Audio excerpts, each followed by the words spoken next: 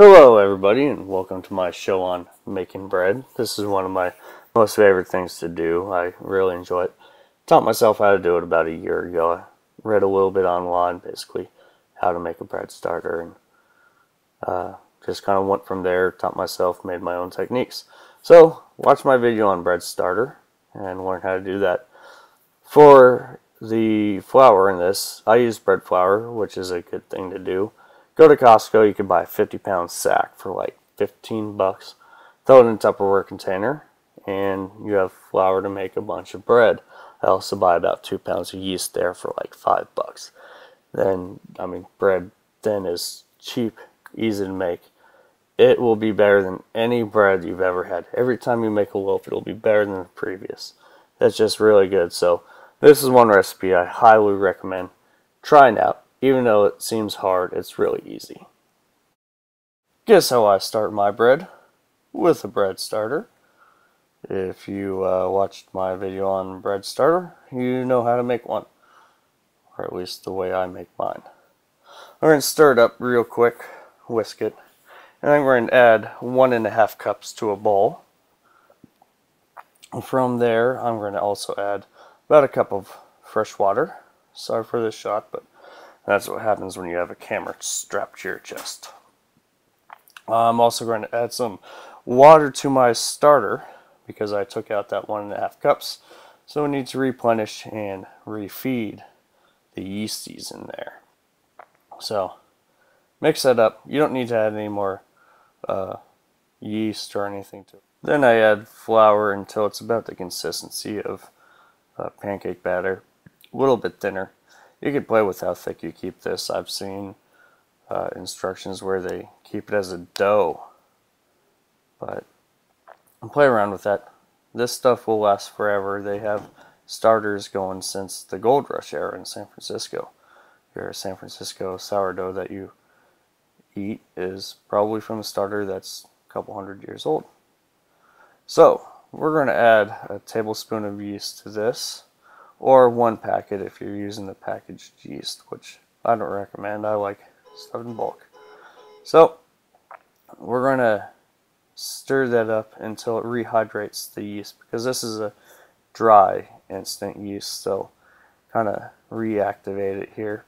To help it get going again, I add a little flour just to feed it, because flour is food for yeast.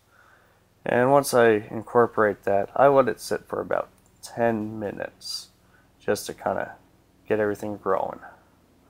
So after 10 minutes, I add the rest of my ingredients, which will be about a tablespoon of vegetable oil. As you see here, I just used the cap. That's about a tablespoon, and this isn't exact.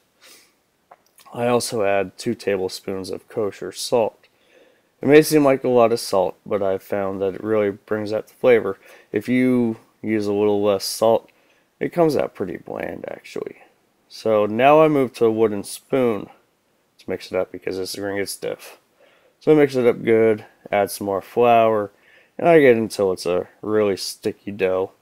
You can't really mix it anymore. And then I scrape it out. I put it onto my working surface. I use a countertop for my working surface. Many reasons why. The floor is a little dirty. If I put on a dining table, the tablecloth kind of sticks to the dough. So just use your kitchen counter. Make sure it's clean. I sanitize everything religiously. And then I'm just going to add a bunch of flour on top and start kneading it.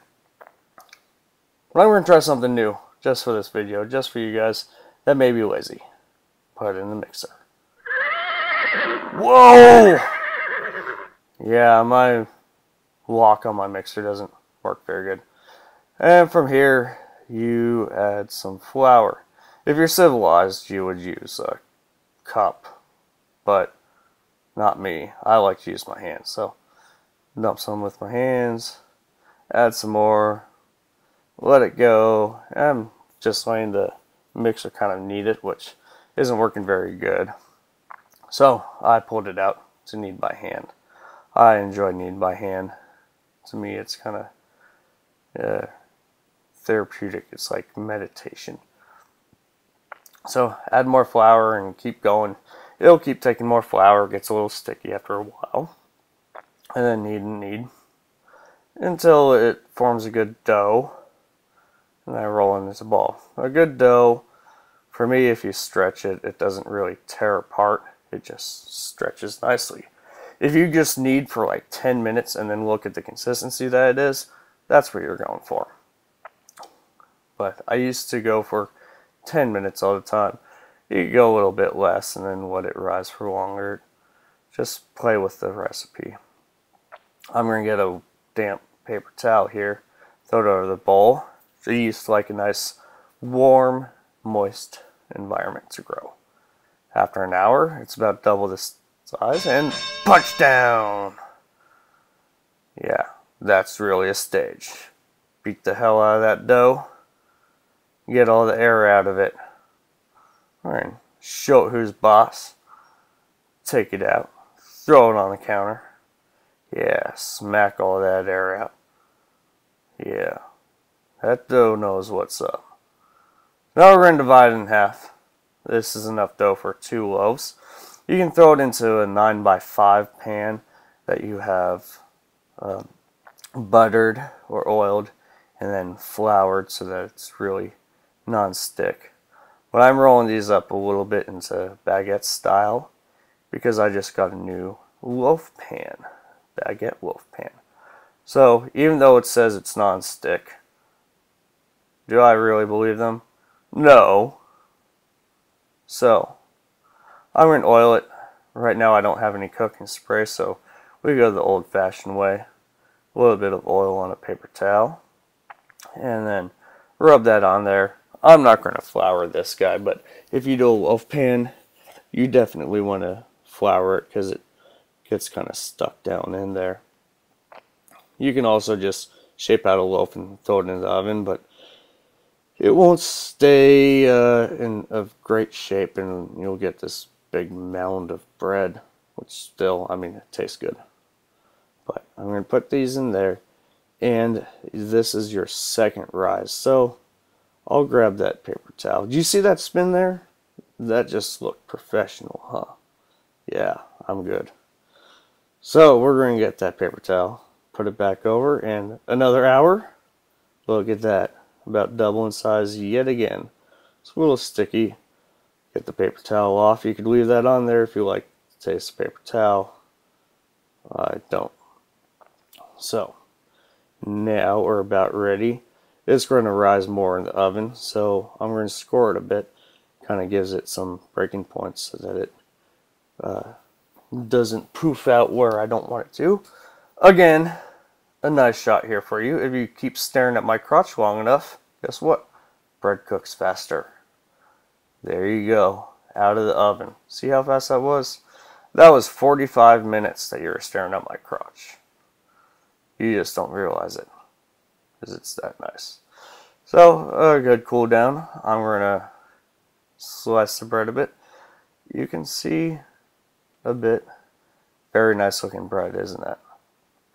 So, I like to eat this in thin slices, and then I get a good brie. I love brie. I love lots of cheese, but brie on this is absolutely amazing. I'm hooked on it. So, thank you for watching. If you have any questions, email me and I will answer them as best I can. Please try this out. It's very fun. It quickly became my new favorite thing to do. Every loaf you make will be better than the last. Just keep playing with the recipe and you'll slowly make a bread that is perfect to your taste. And it costs almost nothing to make this. So, go out there, try it, and have some fun.